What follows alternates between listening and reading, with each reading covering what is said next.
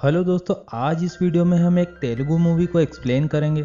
हिंदी में इसका नाम अंतर्युद्ध है। यह एक साइकोलॉजिकल थ्रिलर मूवी है, लेकिन इस मूवी में आपको कॉमेडी, साईफाई, रोमांस, थ्रिलर सब कुछ देखने को मिलेगा। इस मूवी में टोटल 6 स्टोरी दिखाई गई है, जिसका कहीं ना कहीं आपस में कनेक्शन होता है। तो प्लीज वीडियो को पूरा देखिएगा, क्योंकि आखिरी में ही पूरी मूवी का सस्पेंस खुलेगा। स्टोरी शुरू करने से पहले प्लीज वीडियो को लाइक कीजिए, और अभी तक आपने चैनल को सब्सक्राइब नहीं किया तो प्लीज सब्सक्राइब कीजिए, क्योंकि आपको हमारे देसी एक्सप्लेनर चैनल पर ऐसी ही फेमस और अंडररेटेड मूवियों का एक्सप्लेनेशन मिलेगा। मूवी की शुरुआत होती है जिसमें हमें एक लड़की को बताया जाता है। इसका नाम है काली, जो कि एक रोज की पंखुड़ी तोड़ रही होती है और कहती है डू इट और डू इट नॉट। इस फूल की लास्ट पंखुड़ी खत्म होती है डू इट पर, यानी वह एक ऐसा काम करने का डिसीजन लेती है जो कि हमें मूवी के लास्ट में पता चलेगा। दूसरे सीन में एक लड़की अपने पेरेंट्स के साथ बैठी हुई होती है। इस लड़की का नाम है राधा। इसके माता पिता गांव से आते हैं। ये लड़की शहर में जॉब करती है। अब इसके माता पिता को पता चलता है कि इसकी बेटी का किसी से अफेयर है। लड़की की माँ का मौन व्रत होता है, इसलिए सारे सवाल उसके पिताजी ही पूछते हैं। राधा उन्हें बताती है कि उसका नाम क्रिश है और वह एक डॉक्टर है, और भी उसके बारे में काफी सारी तारीफें करती है। दरअसल यह उसके माता पिता को क्रिश से मिलवाने के लिए ही गांव से बुलाती है। तभी राधा कहती है कि क्रिश आ चुका है। अब मम्मी पापा जैसे ही गेट की तरफ देखते हैं तो वह देखकर चौंक जाते हैं, क्योंकि क्रिश लड़का नहीं एक लड़की है। अब सीन यही कट होता है और हम दूसरी स्टोरी की तरफ चलते हैं। यहाँ एक होटल होता है जहाँ पर एक नए शेफ की भर्ती होती है। यह है नंदू और यह है चित्रा मैडम। इधर नंदू ने मैडम से कह तो दिया कि सब कुछ बना लेता हूँ, मगर वास्तव में इसे कुछ नहीं आता। नंदू का आज यहाँ पहला दिन होता है और इसकी नौकरी अभी फिक्स नहीं होती है। इसके लिए उसे कुछ डिशेस बनानी पड़ेगी। चित्रा मैडम पहली डिश का ऑर्डर देती है, वेज फ्राइड राइस, और वो भी 10 मिनट में बनाना है।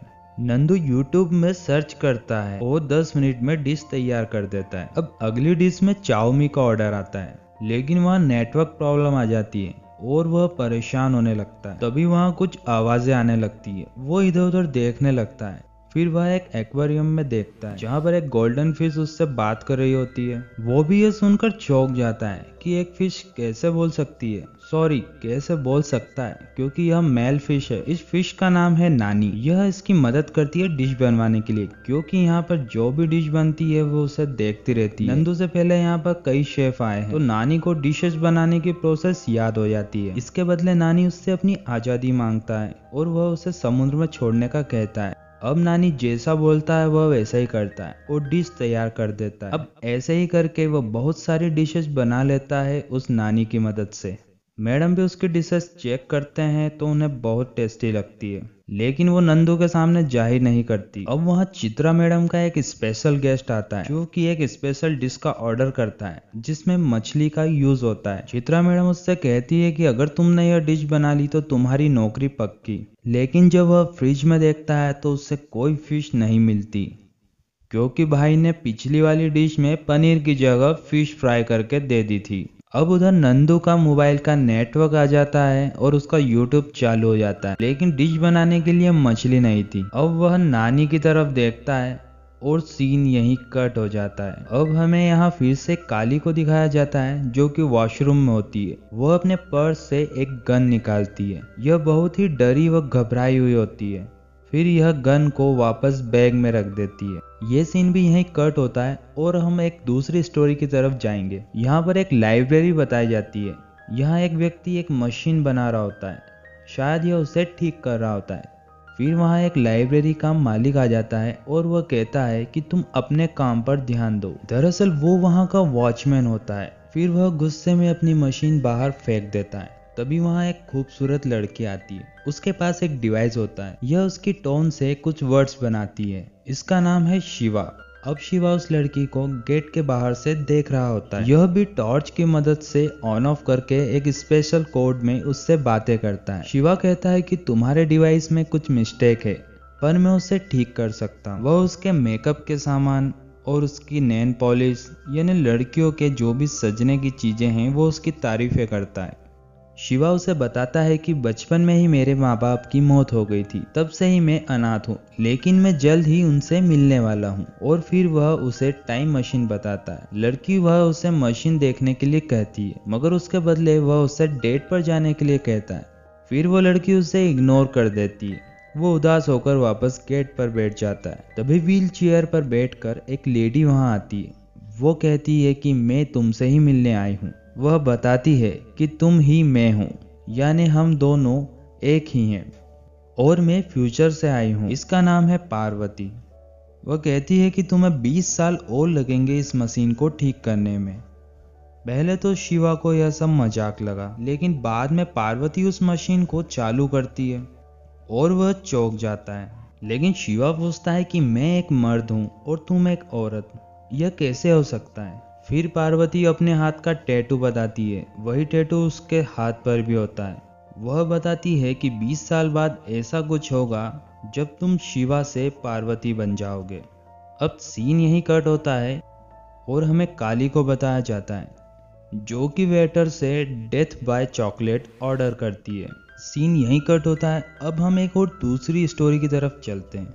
यहाँ एक कैफे होता है। यहाँ पर एक छोटी बच्ची ग्राहकों को मैजिक दिखाकर उनसे गौ सेवा के लिए डोनेशन लेती है। अभी वह एक कस्टमर को मैजिक दिखा रही होती है, तभी वहाँ एक मैजिशियन आता है, जॉन, और वह उसका मैजिक खराब कर देता है और कहता है कि I am the great magician, और उसके डोनेशन के पैसे भी वह गायब कर देता है। वो बच्ची उसकी माँ को आवाज लगाने लगती है और वो उसे डरा देता है कि आवाज मत करो, नहीं तो तुम्हारे दांत भी गायब कर दूंगा। फिर वह बच्ची कहती है कि आप मैजिशियन तो हो, लेकिन ग्रेटेस्ट नहीं। ग्रेटेस्ट मैजिशियन तो एक अंकल है जिन्होंने मुझे एक गिफ्ट दिया, और वह उस टेबल पर है।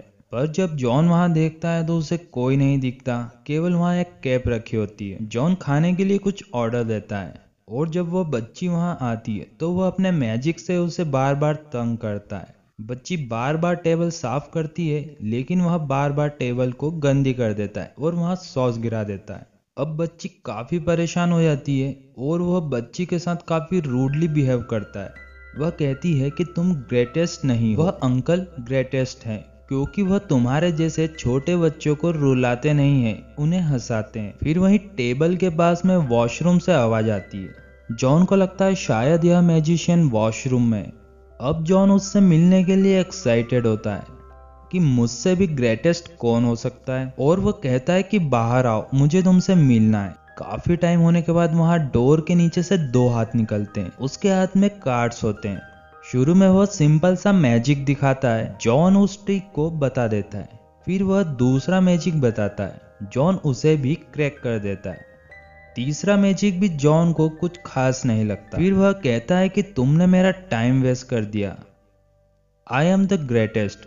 अब वॉशरूम के अंदर से आवाज आती है कि तुम मेरा यह लास्ट मैजिक ट्रिक बता दो तो मैं यह मान लूंगा कि तुम ही ग्रेटेस्ट हो, लेकिन उसके लिए तुम्हें अंदर आना होगा।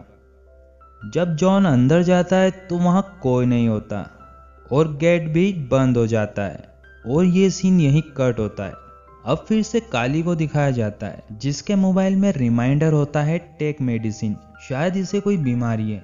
यह डेली मेडिसिन लेती है, मगर इस बार यह मेडिसिन को डस्टबिन में डाल देती है। अब यह सीन कट होता है और हमें एक और स्टोरी की ओर ले जाया जाता है। यहाँ हम देखते हैं कि एक लड़की ड्रग्स ले रही होती है। उसके बाद वह बाहर आती है। यहाँ एक डार्क कैफे होता है। इस लड़की का नाम मीरा है। अब मीरा को ड्रग्स का असर दिखाई देने लगता है। वहाँ एक आदमी सफाई कर रहा होता है। शायद इसे पता है कि यह ड्रग्स लेती है। मीरा की नजर बार बार कैमरे पर जाती है। वहीं कैफे के साइड में एक पेड़ होता है। यह कोई पुराना पेड़ है। वह ट्रे लेके उस पेड़ से टकरा जाती है। तभी वह देखती कि उस पेड़ में एक धसी हुई चेन दिखाई देती है, और जब वो उसे निकालती है तो वहाँ एक लॉकेट होता है और वो उसे पहन लेती है। अब वह सेल्फी लेकर फोटो उसके बॉयफ्रेंड को देती है। वह उसे कॉल करता है और वह कहता है कि तुम्हें यह काम जरूर करना है, तुम्हें ऐसा मौका नहीं मिलेगा। और वह उस कैफे की पार्किंग में भी आ जाता है। दरअसल यहाँ इनका प्लान एक इन्वेस्टर को लूटने का होता है, जो कि यहाँ एक बैग में पैसे लेकर आने वाला है। अब यहाँ एक कस्टमर आता है। इनका नाम है रघुराम। यह 2 कॉफी ऑर्डर करते हैं। सीन यही कट होता है और अब फिर से हम काली को देखते हैं।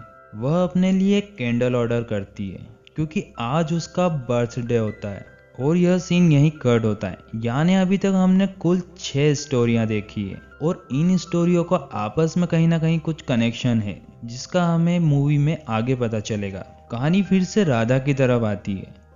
अब कृष्ण लड़का नहीं एक लड़की है, यह देखकर राधा की माँ मौन व्रत तोड़ देती है और उससे सवाल पूछने लगती है। तभी कृष्ण वहां पर नॉनवेज ऑर्डर करती है, जबकि यह तो एक ब्राह्मण फैमिली है। साथ ही राधा भी उसके साथ कभी कभी नॉनवेज खाती है। राधा की माँ यह सब देखकर चौंक जाती है और कृष्ण कहती है राधा कभी कभी नशे में नॉनवेज खा लेती है। यानी यह सारी पोल पट्टी यहाँ पर खोल देती है। उधर कहानी फिर से काली की तरफ आती है। वह अपने पर्स में रखा पूरा पैसा टिप के तौर पर वेटर को दे देती है और फिर अपना बर्थडे भी खुद ही सेलिब्रेट करती है और कहती है अब ना कोई ड्रग्स और ना कोई डर। अब कहानी फिर से मीरा की तरफ शिफ्ट होती है। वहां वह आदमी जिसका नाम रघुराम है वह खुद से ही बातें कर रहा होता है।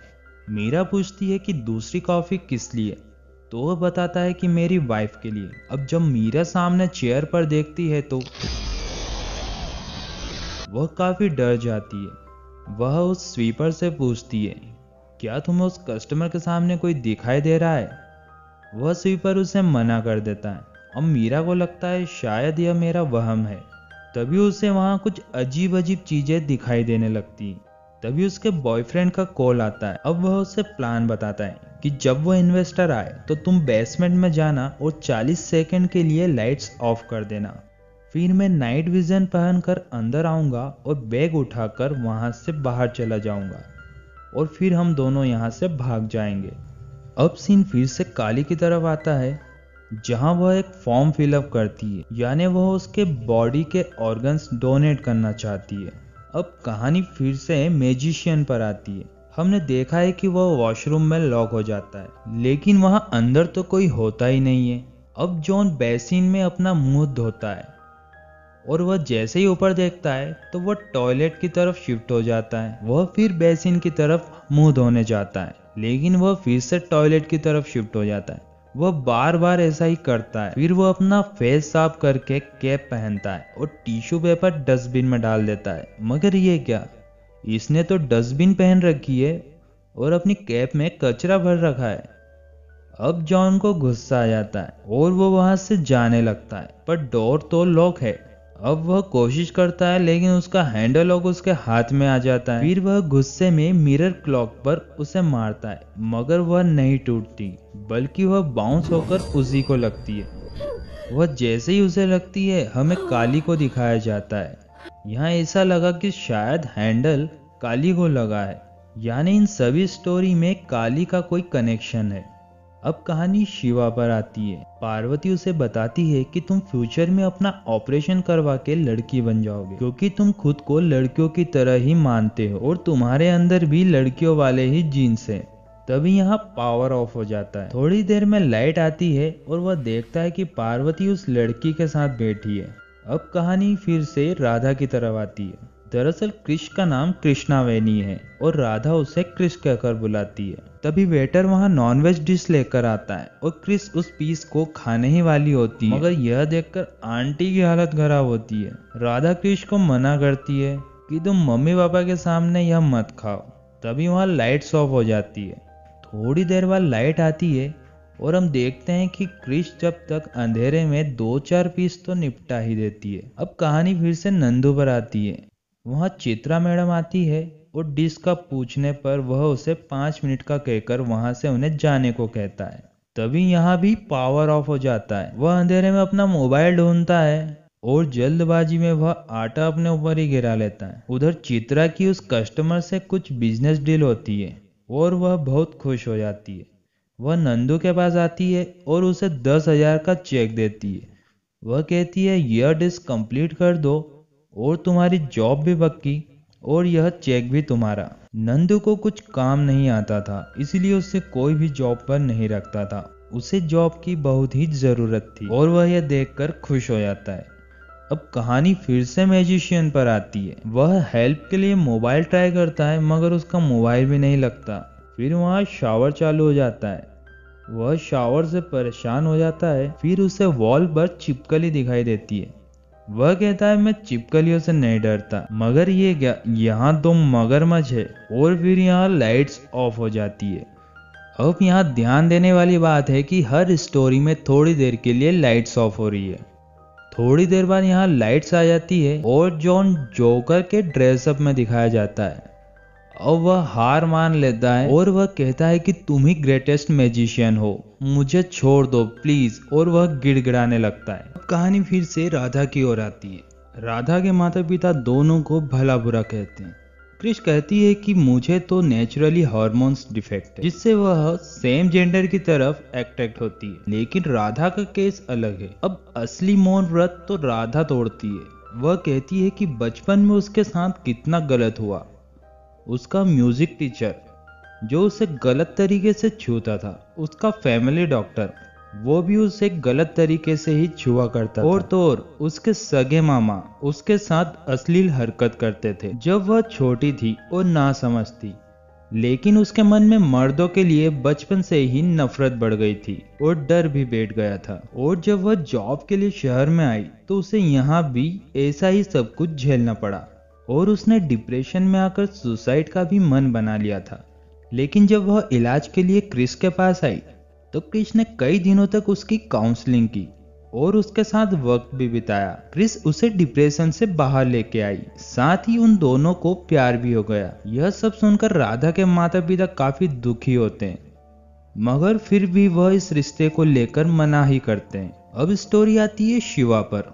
यह लड़की हिंदी नहीं जानती थी, इसलिए इन दोनों की बातें इसे समझ में नहीं आती। पार्वती कहती है कि तुम इस लड़की से प्यार भी करने लगोगे और यह भी तुमसे करेगी, लेकिन कुछ दिन बाद जब इसे पता चलेगा कि तुम नामर्द हो, यानी तुम्हारे अंदर भी लड़कियों वाले जीन्स है, तो यह तुम्हें छोड़कर चली जाएगी। फिर तुम काफी उदास हो जाओगे और दुखी हो जाओगे। 20 साल बाद तुम यह टाइम मशीन बनाओगे और फिर मुझ जैसे हो जाओगे। मगर तुम कितनी भी कोशिश कर लो, तुम अपने माँ बाप को मरने से नहीं रोक पाओगे, क्योंकि मैं सैकड़ों बार ट्राई कर चुकी हूँ, मगर हर बार मैं फेल हो गई हूँ। इसकी वजह यहाँ बैठे सब लोग हैं। यह सभी लोग बाहर जाके ऐसा काम करेंगे, इनडायरेक्टली ही सही, इनकी वजह से हमारे माँ बाप मर जाते हैं। कहानी फिर से नंदू पर आती है। अब फाइनली नानी को भी लग जाता है कि यह मुझे मारकर डिश बना लेगा। वह कहता है कि मर ही रहा हूँ तो क्यों न किसी के काम आ जाऊं। नानी उसे बताता है कि यह डिश बहुत ही स्वादिष्ट बननी चाहिए। अब नंदू डिश बनाना शुरू करता है। फिर बारी आती है फिश फ्राई की। वह नानी को पानी से बाहर निकालता है और फिर नानी तड़पने लगता है। नंदू उसे देखता रहता है और फिर वह उस पे चाकू से वार करता है और सीन वहीं कट हो जाता है। अब कहानी मीरा पर आती है, जो कि प्लान के बताए अनुसार लाइट ऑफ करती है। उसका बॉयफ्रेंड अंदर आता है और वह इन्वेस्टर के पास से बैग उठाने ही वाला होता है कि तभी लाइट आ जाती है, यानी 40 सेकंड से पहले ही लाइट्स ऑन हो जाती है। दरअसल होता यह है कि मीरा उधर अंधेरे में काफी डर जाती है। उसे अजीब आवाजें सुनाई देने लगती है। इसी वजह से वह टाइम से पहले ही लाइट्स ऑन कर देती है। अब वह घबराई हुई ऊपर आती है और उसे रघुराम जी का पर्स मिलता है। वह स्वीपर से रघुराम के बारे में पूछती है। अब मैं यहाँ आपको बता दूं कि यह पूरी जगह, यानी अभी तक हमने जितनी स्टोरियां देखी है वह सब यहीं की है। यहाँ एक बहुत बड़ा फूड जोन है जहाँ कैफे, रेस्टोरेंट और लाइब्रेरी है और ये सारी घटनाएं एक ही जगह पर हो रही है। इस बच्ची की माँ भी दरअसल ये चित्रा आंटी ही है। अब वह स्वीपर बताता है कि रघुराम जी की वाइफ का कई सालों पहले एक्सीडेंट हो गया था, उसमें उन्हें पैरालिसिस हो गया था। उनकी देखभाल के लिए रघुराम जी ने अपना पूरा बिजनेस छोड़ दिया और उन्हें कर्ज भी हो गया।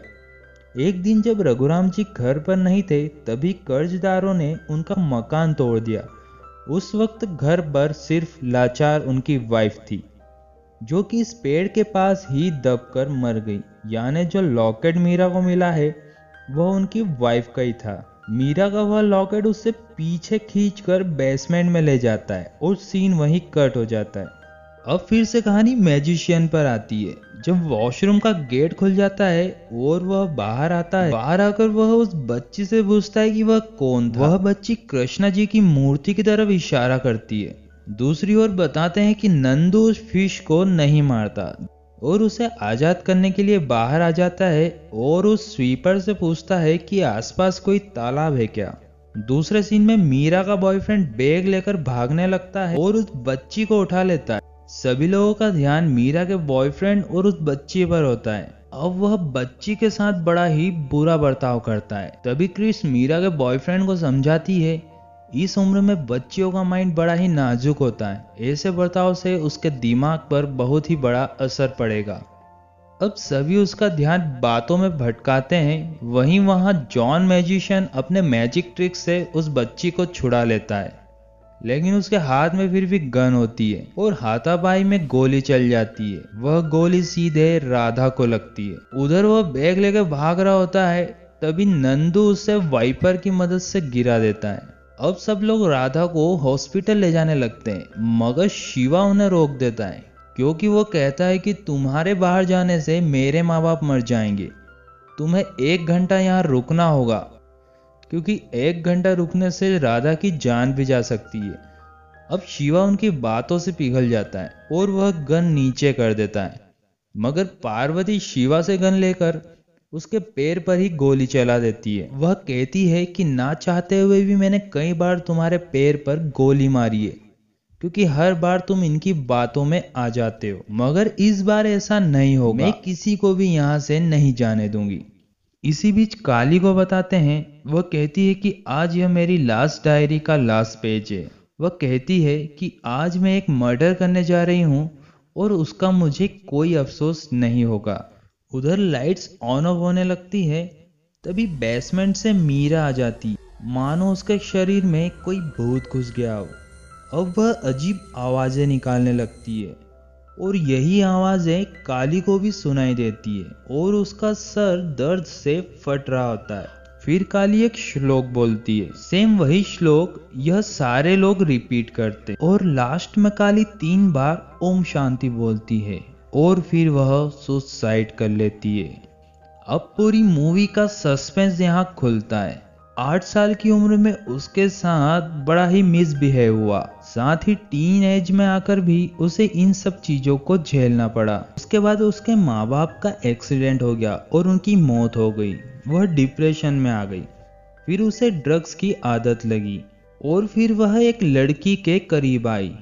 उसका दिमाग साइंटिस्ट जैसा था। वह अपने माँ बाप को बचाने के लिए टाइम मशीन बनाने लगी थी, लेकिन वह सक्सेस नहीं हो पाई। उसे नौकरी के लिए भी काफी स्ट्रगल करना पड़ा। टेबल के साइड में रखे फॉर्म से पता चला उसे मल्टी कैरेक्टर डिसऑर्डर था, यानी उसके दिमाग में कई कैरेक्टर्स थे जो कि उसकी लाइफ के स्टोरी पर बेस्ड थे। यह सारे कैरेक्टर उसे रियल दिखाई देते थे। वह भगवान पर बहुत भरोसा करती थी, लेकिन साथ ही इस दुनिया के शैतानों से भी डरती थी और फाइनली वह सब कुछ खत्म कर लेती है। यानी अभी तक जो भी हमने स्टोरी देखी है वह पूरी काली के माइंड में चल रही थी और वो इतना बड़ा फूड जोन वास्तव में एग्जिस्ट ही नहीं करता था। यह किसी और रेस्टोरेंट में बैठी थी जहां पर इसने सुसाइड किया। मूवी यहीं एंड हो जाती है। दोस्तों, स्टोरी अच्छी लगी हो तो प्लीज़ वीडियो को लाइक करें और हमारे देसी एक्सप्लेनर चैनल को प्लीज़ सब्सक्राइब करें। Thank you for watching.